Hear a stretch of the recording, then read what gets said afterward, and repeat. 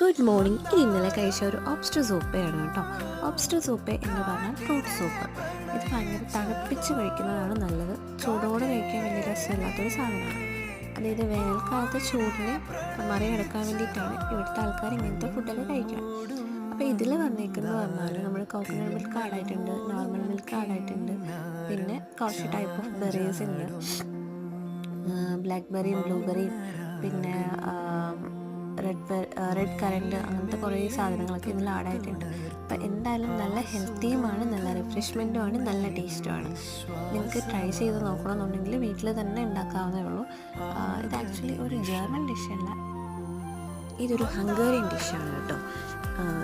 ഒരു ഹംഗേറിയൻ ഒറിജിനാണ് ചെയ്യുന്നത്. പക്ഷെ എന്തായാലും കൊള്ളാം. ജർമ്മനായുള്ള ഹംഗേറിയനായുള്ള ടേസ്റ്റ് പോലെ അടിപൊളി ടേസ്റ്റാണ്. എല്ലാവരും ട്രൈ ചെയ്ത് നോക്കണേ.